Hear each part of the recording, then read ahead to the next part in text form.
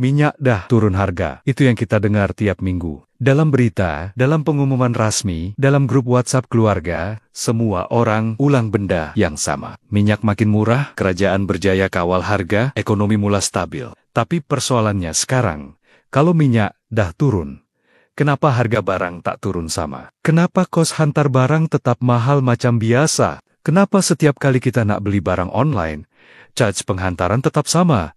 Kadang-kadang makin tinggi. Kenapa bila nak pos barang ke kampung, kita terpaksa pikir 2-3 kali? Sebab harga pos pun bukannya makin murah. Kenapa bila kita order makanan pun, charge penghantaran tetap mahal walaupun kita duduk setaman? Rakyat Malaysia bukan tak pandai. Kita mungkin tak semua pandai ekonomi. Tapi kita tahu beza antara murah dan mahal. Kita tahu beza bila sesuatu harga itu patut turun, dan bila ada orang yang sengaja kekalkan harga, sebab nak jaga untung. Kita faham logik paling asas. Bila harga minyak naik, semua benda naik, dari sayur, ikan, telur, baju, hinggalah ke harga servis. Semua orang pakat naikkan harga serentak, seolah-olah satu sistem otomatik. Tapi bila harga minyak turun, tak ada satu pun benda yang turun balik. Semuanya kekal, macam tiada apa-apa berlaku. Diam, sunyi, senyap, tak ada sesiapa pun nak turunkan harga dulu. Inilah benda yang sakit. Rakyat disuruh berjimat, disuruh bersyukur, disuruh berterima kasih. Tapi realitinya, kita tetap kena bayar mahal. Kita tetap kena tanggung kos yang sepatutnya dah boleh turun. Kita tetap bayar lebih untuk sesuatu yang dulunya kononnya mahal. Sebab minyak mahal, sekarang minyak murah. Alasan tu dah tak relevan. Tapi harga tetap tak berganjak. Sebab apa? Sebab kita, rakyat yang mudah diam. Kita, rakyat yang dah terlalu biasa dengan ketidakadilan kecil. Kita belajar untuk telan saja. Sebab kita tahu, suara kita jarang didengar. Benda ni bukan sekali dua, jadi dah berkali-kali. Setiap kali harga minyak naik, semua harga lain ikut naik. Tapi bila harga minyak turun, semua jadi bisu. Bila ditanya, masing-masing ada alasan. Kos buruh naik, sewa naik, kos operasi meningkat. Tapi kenapa masa minyak naik dulu tak sebut semua TU? Kenapa masa tu boleh terus naik harga tanpa banyak alasan? Kenapa sekarang bila minyak murah, baru keluar segala hujah panjang lebar? Pelik, kan? Masa nak naikkan harga, semua cepat. Tapi masa nak turunkan harga, semua perlahan, semua berat, semua banyak kira. Orang kampung, orang bandar, semua rasa benda yang sama. Yang kerja gaji hari, yang meniaga kecil-kecilan, yang ada keluarga besar, semua terkesan dengan kos hidup yang tinggi. Dan bila ada satu komponen penting seperti minyak yang dah pun turun, kita patut dapat rasa lega. Tapi itu tak berlaku, sebab harga minyak turun tak bawa kesan langsung kepada kos harian kita. Minyak turun, tapi dompet kita tetap nipis. Minyak turun, tapi kos penghantaran tetap tinggi. Minyak turun, tapi bila beli barang di Shopee atau Lazada, charge penghantaran masih kekal, macam masa harga minyak mahal dulu. Apa maknanya semua ni? Rakyat Malaysia tak minta banyak. Kita bukan tuntut semuanya percuma. Kita cuma nak keadilan harga. Kita cuma nak rasain nikmat bila sesuatu bahan asas dah turun harga. Kita cuma nak sedikit kelegaan dalam hidup yang semakin sempit nih. Tapi bila sistem ekonomi kita hanya beri ruang pada sebelah pihak, hanya utamakan keuntungan korporat, rakyat biasa akan terus tersepit. Setiap kali kita harap akan ada perubahan, akan ada kelegaan, kita kecewa. Kita dipujuk dengan angka, dengan statistik, dengan janji. Tapi kenyataan tetap sama. Kita bayar lebih daripada sepatutnya. Sampai bila benda ni nak jadi normal. Sampai bila kita nak terima hakikat bahwa harga barang hanya tahu naik, tapi tak tahu turun. Sampai bila kita nak hidup dalam dunia yang hanya berpihak pada syarikat besar, pada peniaga yang tamak, pada sistem yang berat sebelah. Minyak turun sepatutnya jadi berita gembira. Tapi dalam realiti hidup rakyat Malaysia, ia hanyalah satu angka yang tak bawa makna. Kita dengar, kita baca, tapi kita tak rasa apa-apa. Sebab hidup kita tetap berat, tetap mahal, tetap tertekan. Jadi hari ini, Kita patut tanya dengan lebih keras. Kita patut soal dengan lebih berani. Minyak dah murah. Tapi kenapa harga barang tetap mahal? Siapa sebenarnya yang sedang nikmati faedah daripada penurunan harga ini? Adakah ia hanya sekadar permainan nombor untuk tutup mulut rakyat? Atau adakah kita sedang ditipu dalam diam? Bila kita bercakap tentang harga barang yang mahal, ramai akan kaitkan dengan harga minyak. Itu perkara pertama yang selalu disebut. Bila minyak naik, semua benda naik. Tapi bila minyak turun, kita harap harga barang ikut turun juga. Tapi kenapa perkara TU tak berlaku? Sebab ramai tak tahu bahwa harga minyak hanyalah satu komponen kecil dalam keseluruhan sistem penghantaran. Apa yang berlaku di sebaliknya jauh lebih kompleks dan lebih menekan daripada sekadar angka pada pam minyak. Kos penghantaran melibatkan banyak faktor yang ramai tak perasan. Bila kita beli barang secara online, contohnya, kita hanya nampak charge penghantaran di screen, tapi kita tak nampak proses panjang di belakangnya. Dari pusat simpanan barang, ke lori besar, ke pusat pengedaran, ke van kecil, ke motor rider, semuanya ada kos sendiri. Dan semua kos itu bukan bergantung pada harga minyak semata-mata. Salah satu kos paling utama dalam logistik ialah kos buruh. Gaji pemandu lori, gaji staf di gudang, gaji rider, semua TU menyumbang kepada harga akhir yang kita bayar. Dalam beberapa tahun kebelakangan ini, gaji minimum pun dah naik. Bila gaji naik, kos operasi naik. Walaupun minyak turun, syarikat penghantaran tetap kena bayar gaji yang lebih tinggi. Dan mereka tidak akan kurangkan harga servis hanya sebab minyak turun. Mereka kena pastikan perniagaan tetap untung. Sebab itu logik dalam dunia bisnis. Kemudian ada kos penyelenggaraan, kendaraan logistik. Bukan macam kereta biasa. Mereka bergerak hampir setiap hari. Dari pagi sampai malam, angkut beratus barang dalam satu masa. Tekanan pada tayar, brake, engine, dan sistem penghantaran sangat tinggi. Barang-barang yang digunakan untuk penyelenggaraan, seperti minyak engine, tayar, penapis, dan alat ganti lain, semuanya mengalami kenaikan harga sejak beberapa tahun kebelakangan ini. Dan harga-harga ini bukan turun serta-merta walaupun minyak dah turun. Bahkan ada yang kekal tinggi, sebab faktor import dan nilai mata uang. Selain TU, kita juga kena faham bahwa sistem penghantaran sekarang tak sama macam dulu. Dulu barang dihantar dalam kuantiti besar ke kedai-kedai. Sekarang, tren berubah. Setiap individu beli secara atas talian.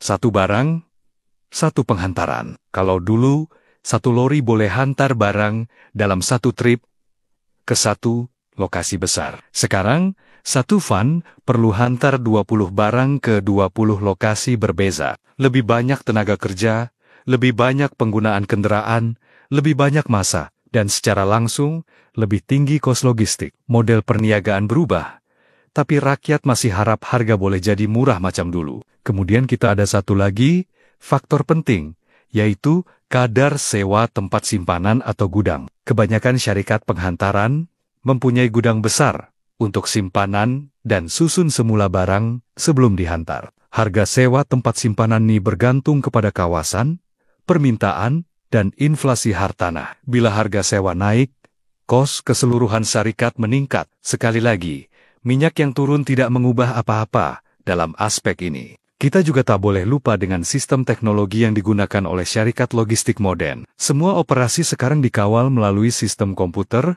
aplikasi, dan peralatan khas. Dari tracking barang secara langsung, hingga pengurusan rantaian bekalan secara digital, semua TU memerlukan pelaburan besar. Lesen sistem, langganan software, bayaran internet, semua TU jadi kos tetap syarikat. Ini bukan benda kecil, dan walaupun minyak turun, kos teknologi tetap kekal atau naik, bukan turun. Satu lagi, perkara yang jarang dibincang ialah insuran. Setiap penghantaran, lebih-lebih lagi yang melibatkan barang bernilai tinggi, memerlukan perlindungan insurans. Ini untuk melindungi syarikat daripada kerugian jika berlaku kerusakan atau kehilangan. Harga insurans pula dikira berdasarkan risiko, bukan harga minyak. Lagi tinggi risiko penghantaran, lagi mahal premium insurance. Dan dalam keadaan sekarang, bila case kehilangan dan kemalangan meningkat, harga insurans pun naik. Sekali lagi, tiada kaitan dengan harga minyak. Kos pengendalian juga memainkan peranan sebelum sesuatu barang dihantar.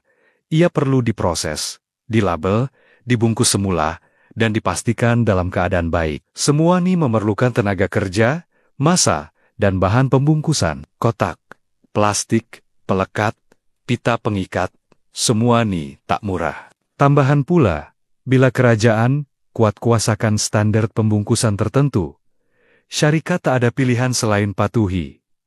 Walaupun kos meningkat, minyak turun tak bermaksud harga kotak pun turun. Jadi dari sini pun dah nampak kenapa kos penghantaran kekal mahal. Kalau kita lihat pula, dari sudut pengurusan syarikat, mereka juga berhadapan dengan cukai, lesen perniagaan, dan kos pentadbiran lain. Bayaran utility, elektrik, air, dan pekerja di pejabat semuanya jadi sebahagian daripada kos operasi. Walaupun sebahagian kos itu tak berkait langsung dengan harga minyak, ia tetap menjejaskan harga akhir yang dikenakan kepada pelanggan. Dalam perniagaan, semua kos dikira, dan semua kos perlu ditampung oleh pendapatan. Kalau pendapatan kurang, syarikat rugi. Kalau nak kekal untung, harga tak boleh turun sesuka hati. Ada juga cabaran logistik lain yang tak dapat dielak. Contohnya, kelewatan karena kesesakan jalan, sekatan jalan oleh pihak berkuasa, atau masalah cuaca. Bila semua ini berlaku, syarikat terpaksa bayar lebih untuk masa tambahan, bahan api tambahan, dan kadang-kadang gaji tambahan untuk pekerja. Ini bukan perkara luar biasa.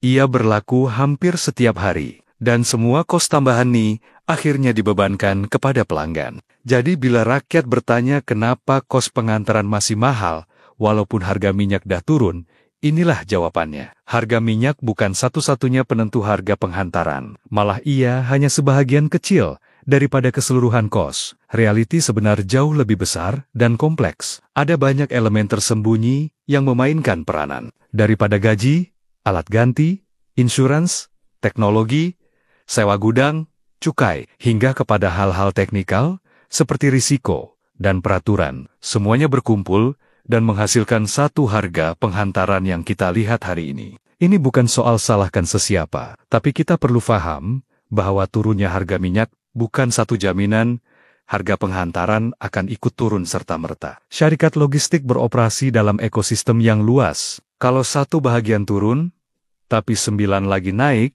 kos tetap tinggi. Dan selagi sistem ini kekal, harga penghantaran tak akan turun hanya karena minyak turun. Dalam dunia perniagaan, ada satu perkara yang jarang diceritakan secara terbuka, yaitu soal margin keuntungan. Margin inilah yang menentukan berapa banyak untung yang syarikat dapat hasil daripada setiap jualan. Dan dalam banyak case, margin bukan lagi soal keperluan untuk hidup, tapi soal berapa banyak lagi keuntungan boleh dikaut dalam sistem yang membenarkan perkara itu berlaku. Sebab itu, bila kita tengok harga minyak turun, ramai yang harap harga barang dan perkhidmatan akan turun juga. Tapi dalam realiti bisnis, mereka tak nampak alasan kukuh untuk potong harga bila margin sedia ada sudah pun selesai dan stabil. Bisnis sentiasa mencari keseimbangan antara kos dan untung. Tapi, apabila mereka berjaya naikkan harga semasa krisis, seperti kenaikan minyak atau gangguan rantaian bekalan, mereka akan kubah kekalkan harga tersebut. Walaupun krisis itu sudah reda. Ini karena margin yang mereka dapat selepas menaikkan harga adalah lebih besar berbanding sebelumnya. Bila sesuatu harga barang atau servis sudah naik, nak turunkannya semula bermaksud mereka perlu berkorban sebahagian daripada keuntungan. Dalam dunia korporat, langkah seperti itu dilihat sebagai kelemahan, bukan kelebihan. Ada juga yang mengambil pendekatan memanfaatkan sentimen pengguna. Bila pengguna dah terbiasa bayar harga tinggi, mereka akan terus bayar tanpa banyak soal. Inilah peluang yang digunakan oleh ramai peniaga dan syarikat. Mereka tak perlu naikkan harga lagi. Cukup dengan kekalkan harga yang dah tinggi itu. Dan setiap hari, mereka menikmati keuntungan tambahan daripada margin yang lebih besar. Kadangkala, harga minyak turun dijadikan alasan untuk buat promosi. Tapi harga sebenar masih sama. Apa yang diturunkan hanyalah kos kecil di bahagian luar, tapi harga asal tetap kekal tinggi. Permainan margin ini juga berkait rapat dengan kekuatan jenama. Syarikat yang mempunyai nama besar atau monopoli dalam pasaran tidak terlalu terkesan dengan tekanan pasaran. Mereka tahu pelanggan tetap akan guna servis mereka walaupun harga tidak berubah. Disebabkan tiada banyak pilihan lain yang benar-benar kompetitif, pelanggan terpaksa terima apa yang ada. Dalam situasi ini, margin keuntungan boleh dikekalkan tinggi tanpa perlu risau akan kehilangan pelanggan. Dan juga taktik yang digunakan syarikat untuk mengunci harga tinggi melalui struktur harga yang kompleks. Contohnya, harga asas nampak rendah, tapi ada charge tersembunyi atau kos tambahan yang dikenakan kemudian. Ini menjadikan pengguna sukar untuk banding harga dengan syarikat lain. Teknik ini bukan sahaja meningkatkan margin, malah mengelirukan pengguna yang tidak begitu teliti. Syarikat boleh sembunyikan keuntungan tambahan itu di sebalik bayaran tambahan yang tidak dijelaskan secara terang-terangan. Dalam sektor logistik dan penghantaran, perkara ini sangat ketara. Syarikat besar yang kawal pasaran menggunakan kedudukan mereka untuk tentukan struktur harga sendiri. Mereka tidak bergantung semata-mata kepada kos sebenar, tetapi kepada tahap permintaan. Jika permintaan tinggi, mereka akan kekalkan harga, dan bila pengguna tiada banyak pilihan, mereka tiada kuasa untuk runding harga. Syarikat ini sedar, selagi orang sanggup bayar, mereka tidak perlu turunkan harga, walaupun kos operasi sebenar telah berkurang. Satu lagi aspek dalam permainan margin ini ialah strategi pelaburan dan pemegang saham. Dalam syarikat tersenarai atau yang mempunyai pelabur besar, keutamaan utama ialah keuntungan. Setiap tahun, syarikat perlu tunjukkan pertumbuhan untung. Jadi, bila kos turun, pelabur tak mahu lihat harga barang juga turun. Sebaliknya, mereka mahu lihat keuntungan meningkat, karena kos dah turun, tapi harga kekal. Dalam keadaan ini, syarikat lebih fokus jaga sentimen pelabur berbanding kelegaan pengguna. Margin jadi matlamat utama, bukan kesejahteraan pelanggan. Permainan margin juga menjadi lebih kuat bila tiada tekanan dari luar. Maksudnya, kalau pengguna tak bersuara, tiada tindakan kerajaan, dan pesaing lain pun kekal dengan harga tinggi, syarikat tiada sebab untuk ubah harga mereka. Ekosistem ini membenarkan mereka terus bermain dengan margin sesuka hati. Ini bukan soal tamak semata-mata, tapi juga soal strategi dan kedudukan pasaran. Dalam dunia bisnis, siapa yang boleh kekal untung besar tanpa perlu turunkan harga, akan dilihat sebagai lebih berjaya. Kita juga perlu paham bahwa setiap kali syarikat berjaya naikkan harga, mereka akan bina sistem dalaman berdasarkan harga baru itu. Kos pengurusan, belanjawan, komisen pekerja, semua akan disusun ikut harga baru. Jadi bila ada penurunan harga bahan asas seperti minyak, mereka tak semudah itu boleh turunkan harga jualan, sebab struktur keuangan dalaman dah berubah. Kalau mereka turunkan harga, mungkin mereka kena ubah banyak perkara lain dalam operasi syarikat, yang mana proses itu bukan mudah, dan mungkin melibatkan kos tambahan. Akhirnya, mereka pilih jalan paling selamat, yaitu kekalkan harga tinggi, dan teruskan dengan margin sekarang. Kadang-kadang, margin juga dijadikan benteng menghadapi ketidakpastian masa depan. Syarikat tahu bahwa ekonomi tak menentu. Harga minyak boleh naik semula, kos import boleh berubah, kadar tukaran mata uang boleh melemah. Jadi mereka gunakan margin lebih tinggi yang sedang dinikmati sekarang sebagai pelindung keuangan masa depan. Kalau esok harga minyak naik balik, mereka dah ada buffer untuk tanggung kejutan itu. Tapi kalau esok harga minyak turun lagi, mereka tetap kekalkan harga dan margin sekarang. Ini strategi dua hala yang menguntungkan sebelah pihak sahaja. Satu perkara yang kita jarang sadar ialah bagaimana syarikat menggunakan naratif untuk kawal pemikiran pengguna. Bila mereka berdepan, soalan kenapa harga tak turun, mereka akan bawa keluar pelbagai alasan teknikal. Kos penyelenggaraan, kenaikan gaji, kena bayar lesen, kena bayar insurans, semua itu memang benar. Tapi, tak semua benar-benar memberi kesan besar. Hakikatnya, mereka hanya bawa alasan yang boleh diterima orang ramai, supaya tidak perlu turunkan harga. Mereka tahu kebanyakan pengguna takkan siasat pun angka sebenar di sebalik semua alasan itu. Dalam sistem sekarang, selagi syarikat boleh main dengan margin, mereka akan terus kekalkan harga yang tinggi. Minyak boleh turun 10 kali pun, kalau margin sekarang dah beri keuntungan besar. Mereka takkan turunkan harga tanpa tekanan. Ini bukan soal undang-undang, tapi soal pilihan dan strategi. Dan bila pilihan mereka tidak menjejaskan pelanggan secara langsung dalam jangka pendek, mereka akan terus guna peluang itu sebaik mungkin. Ini cara bisnis bergerak. Margin adalah raja, untung adalah matlamat, dan pengguna hanya satu titik kecil dalam keseluruhan percaturan. Apa yang kita sedang hadapi hari ini bukan sekadar isu harga barang mahal atau kos penghantaran yang tak masuk akal. Isu ini jauh lebih besar daripada sekadar angka di resit atau aplikasi e-dagang. Ia mencerminkan satu keadaan yang kita telah lama normalisasikan tanpa sadar. Kita hidup dalam sistem di mana harga naik dengan cepat, tetapi jarang sekali turun. Kita diajar untuk faham, tetapi bukan untuk bertanya. Kita diminta bersyukur tanpa sempat menilai sama ada apa yang berlaku itu benar-benar adil atau tidak. Bila perkara yang tak sepatutnya jadi biasa, akhirnya diterima sebagai kebiasaan.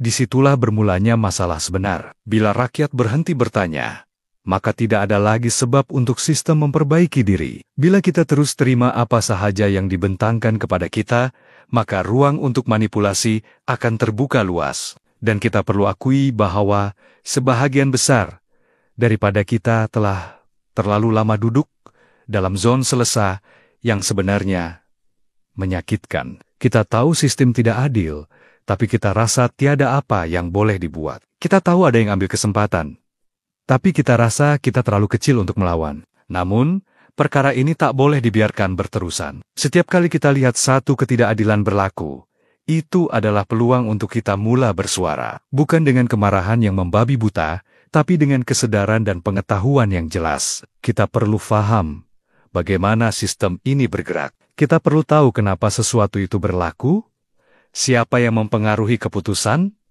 dan di mana kedudukan kita sebagai pengguna. Selagi kita terus jadi pengguna yang hanya tahu bayar tanpa tahu hak dan suara sendiri, selagi itulah kita akan terus jadi mangsa. Perubahan tak berlaku secara besar-besaran dalam satu malam, tapi ia bermula dengan satu tindakan kecil yang konsisten. Mungkin kita tak mampu ubah harga pasaran secara langsung, tapi kita mampu pilih untuk menyokong peniaga yang telus. Kita mampu tanya soalan yang selama ini orang takut nak tanya. Kita mampu kongsi maklumat dengan orang sekeliling, supaya lebih ramai sadar bahwa sistem ini perlukan semakan semula. Dan yang paling penting, kita mampu bentuk satu komuniti pengguna yang tahu hak masing-masing dan berani pertahankan hak itu. Kita juga perlu ubah cara kita melihat tanggung jawab sebagai rakyat. Menjadi rakyat bukan hanya bermakna tunggu bantuan atau arahan dari atas. Menjadi rakyat bermaksud kita juga sebahagian daripada roda ekonomi. Setiap ringgit yang kita belanjakan memberi isyarat kepada pasaran. Bila kita pilih untuk diam,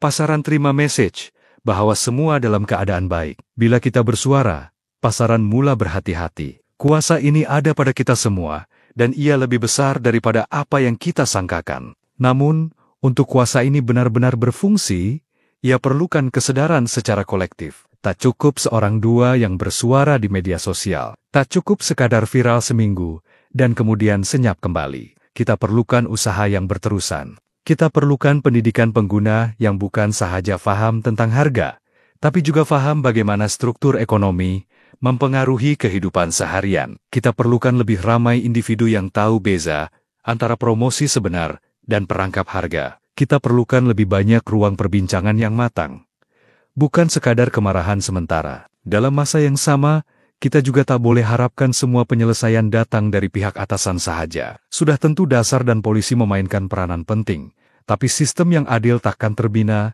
tanpa tekanan dari bawah. Kita sebagai pengguna, pembeli, rakyat, mesti jadi kuasa penimbang kepada mana-mana keputusan yang dibuat. Kita mesti bersedia untuk memberi maklum balas, untuk mengkritik bila perlu, dan untuk menyokong bila betul. Kita tak boleh biarkan pihak berkepentingan terus bergerak tanpa sempadan. Setiap kali kita bersikap tidak apa, setiap kali kita cakap benda nidah biasa, kita sebenarnya sedang hilangkan sedikit demi sedikit kuasa yang kita ada. Lama-kelamaan, kita akan terbiasa dengan sistem yang hanya menguntungkan sebelah pihak. Kita akan terbiasa dengan servis mahal, harga tak masuk akal, dan penjelasan yang tak logik. Akhirnya, kita hanya jadi penonton dalam ekonomi yang kita sendiri hidup di dalamnya. Sedangkan kita sepatutnya ada suara yang boleh menentukan hala tuju sistem itu. Maka, Apa yang perlu kita buat sekarang adalah mulakan perubahan dari bawah.